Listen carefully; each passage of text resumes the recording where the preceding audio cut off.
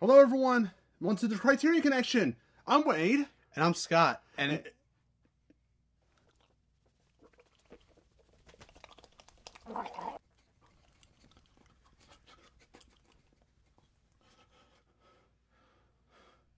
Joe.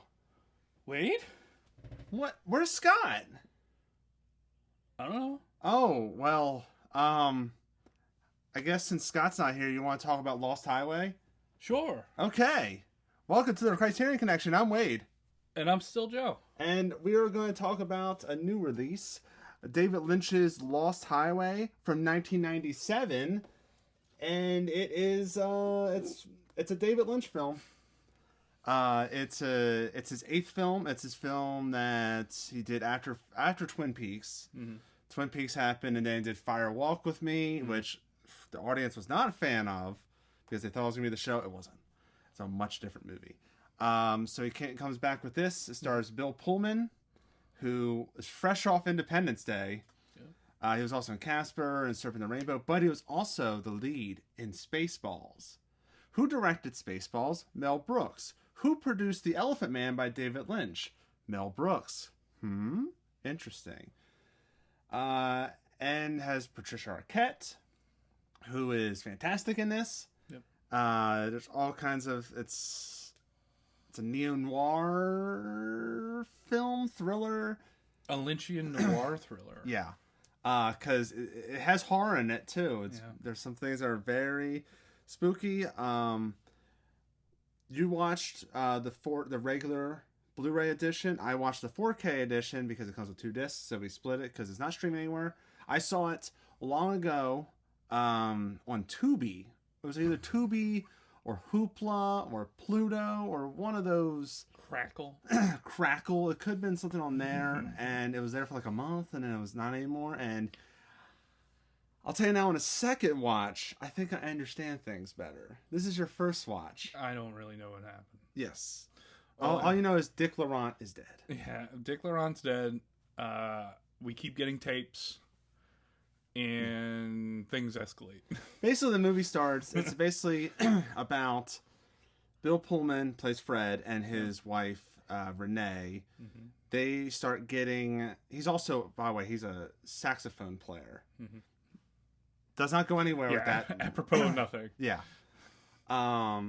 They get videotapes of like their house, and then there's another videotape of them inside their house sleeping, stuff like that. Yeah. It's a real. They get the cops involved, all kinds of stuff, and then it just goes. Yeah. Don't they figure out? Wasn't it like Dick Laurent's friend or something? Angel. Yeah. Angel was his friend. Was Renee's friend.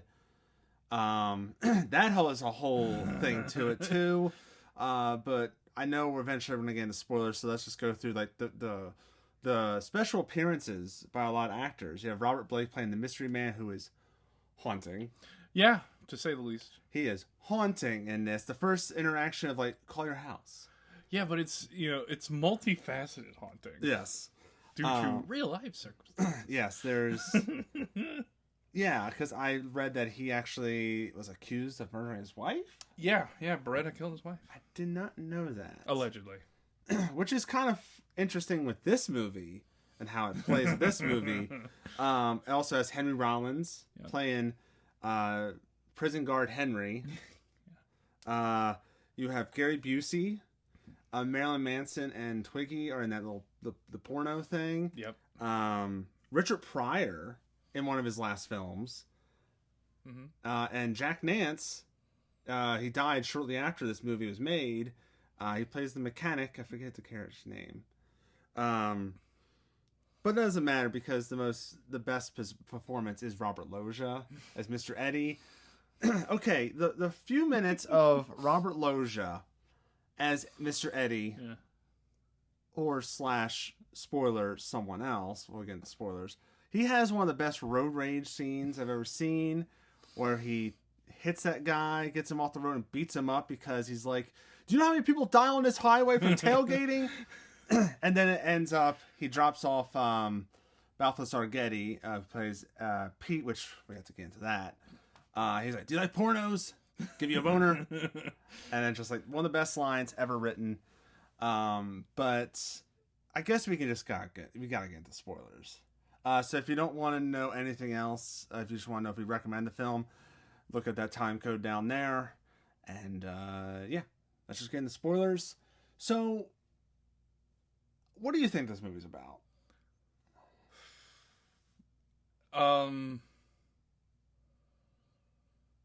Plot wise or theme wise? Either. Either. Because, like, I just remember we're dealing with the tapes, and I'm guessing there's some kind of controversy because the Dick Laurent is dead message on the phone.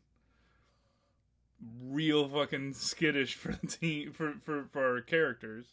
Yeah. And then they start getting the tapes, which is like, I mean, I thought that was way we were going. And then, spoiler, we have already did the alert. Yeah. But one of the couple ends up, like, dead on tape. And they, like, put the one guy in the tape. He gets arrested. Yeah, Fred, yes. Yeah, Fred gets arrested, Bill Pullman. And then he just switches with another person in prison. Pete, who's played by Balthazar Getty. Yeah. He switches to Balthazar, who's a totally different person. Yeah, I have no clue where we go from there. Okay, so like, after second watch, I think I figured it out. So I'm thinking that the movie is a revenge fantasy to vindicate his actions. Okay, so this is like almost like Shutter Island. It's also kind of like I saw it actually on like I do some research or whatever. I looked at Wikipedia and IMDb. And Wikipedia said it's reminiscent of Detour. Of the unreliable narrator. So the idea is, this is my interpretation, because David Lynch films, it could be any interpretation. That's his films. My interpretation is when he's on death row for murdering his wife. So he creates a fantasy where he's an innocent guy. He has a little bit of mean streak, but you don't reveal why he has a mean streak or why he's a bad guy. He's not. He's a mechanic because he fixes things. He fixes problems. There's a little bit of a jealousy thing going on because they kill the angel guy, because I feel like the angel guy was kind of a little too flirty with Renee. Maybe. At the party. Yeah. So there's that. And then there's one part that makes you think, okay, this is definitely what's going on, because they have sex on a beach, or it's supposed to be the desert, but it's a beach. Okay. And she says, "You can never have me." She gets up, walks away, just like coldly, and he just sits there. And then he gets up and it's back to Bill Pullman, because the fantasy is shattered now. Because he's inadequate, he's insecure about himself, he can never have her. I wouldn't have even put those together. And then didn't we do a Detour as well? Yes, we did. Yeah. And then they kill Mr. Eddie, who turns out to be Dick Laurent. Yeah. He kills him more of like, he was cheating on his wife. You know, it's basically he's trying to create justification for his actions, because he really did kill his wife. Yeah. And him driving away, I mean, a lot of people have said it's him being electrocuted in the electrocution chair. Yeah, because that's a long ass scene. Yeah, he's like, and he dies. So I'm thinking it's a revenge fantasy to somehow justify why he killed. There's also elements that, now that I think about it, there's a lot of interesting things where there's some things, they're not been confirmed, but like it's inspired by the O.J. Simpson trial and how the cameras are always on it. The whole O.J. trying to make arguments on why there's the cheating wife, all kinds of things. The drive on the highway. Yeah, what year was this? 1997. Okay, yeah, the OJ thing already happened. Yeah, so it's like there's a lot of interesting. There's some people say it's about identity. He might have like a dissociative identity disorder. Yeah. It's, of course, David Lynch is not going to reveal what it is, but that's because it is about whatever. Yeah, whatever you think. It's freaking weird. I never really thought of it that way, and that's a good idea. Or Yeah, once she gets up from, it says like you'll never have me. Mm-hmm. Like that's where I'm like, I got it. I figured it out because it's so, they shoot it so angelically, that sex scene, which is always rough, but then that one time it's angelic. Mm-hmm. It's like, oh, there's these big bright lights on them, and it's nice and fantasy, which is funny because this is the first of a pseudo trilogy for David Lynch, of the Los Angeles trilogy. You have this one, Mulholland Drive, which also has that bright light dream effect. Yep. And Inland Empire, which is not on the Criterion. Not yet. I have not seen Inland Empire, actually. It's the one I've not seen. That's it's weird, apparently. Yeah, that's a make or break one for a lot of people. But there's like two types of David Lynch films. Yeah. We're done with the spoilers.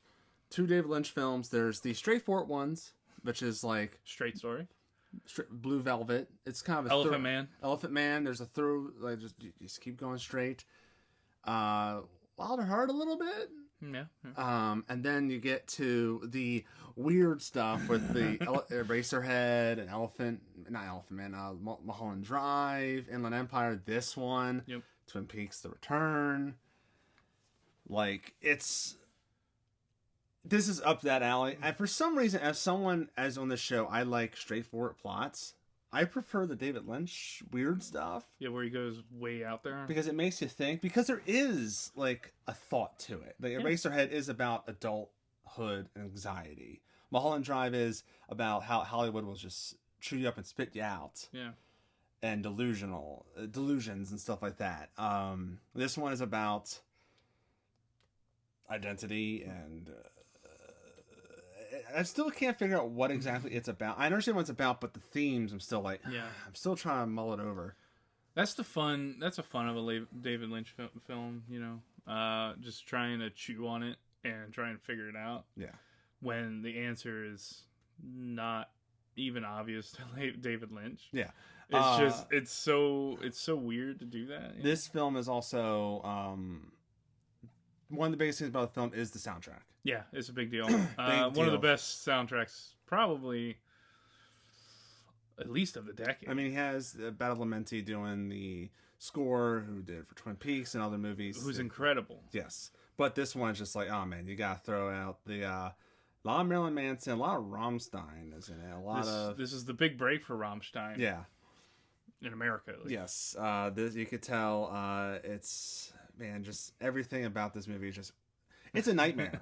It's a nightmare, especially near the end where they go into the apartment building or the cabin or just like when like he goes into the cabin and there's the mystery man just standing there with the camcorder. Scary. Yeah. The camcorder stuff is frightening to me. Yeah. So David Lynch being David Lynch. So Joe, would you recommend Lost Highway to the general audience? Yeah. I mean, I didn't get it at first, but it's a movie that provokes you to watch again, to think about, and that's kind of the fun of the weird David Lynch movies. Yeah, I didn't find it quite as like off-putting as Eraserhead for me, but this is far closer to like the Mulholland Drive end of that spectrum, where it's like it's kind of batshit crazy. But I enjoyed watching it and going on that ride. Yeah. And the soundtrack's amazing. I also will recommend it, because I have like Blue Velvet Eraserhead. I have all of the Criterion except for the Art Life. I don't have that. He didn't direct that though.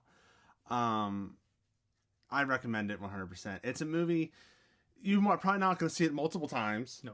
But it's a movie to experience. Just it's haunting. It's funny at times because David Lynch always has like a little bit of humor in there. Yeah. The Robert Loggia stuff's funny. Gary Busey is for some reason funny. He's not intentionally being funny. I think just looking at Gary Busey is just funny to me. Just like, it's just fun. It's just it's a fun, haunting, scary ride that you gotta go through. And you might not understand what the hell is going on. Trust me, it's normal. But I think it's an interesting ride to go on. It's also not very easy to locate. Yes. So definitely get this copy. Yes. Sadly, this came out right after their flash sale. Yeah. But you know that they're going to have one in, soon with Barnes & Noble or there. Amazon might have it as a Prime deal right now. Yeah. But I will say this. It's worth the full price. I paid the full price, frankly. It's worth it. It's David Lynch. I'm going to say recommend it. So now I guess there's only like a few Criterion movies that are not... The 2 David Lynch movies are not Criterion yet. Inland Empire, another incredibly hard one to track down. Inland Empire, Wild at Heart, which I think I have... Wild at Heart might have been done by another company recently. I have Wild at Heart right here. Yeah. And, oh God, what's the other one? Straight Story. Oh, Dune.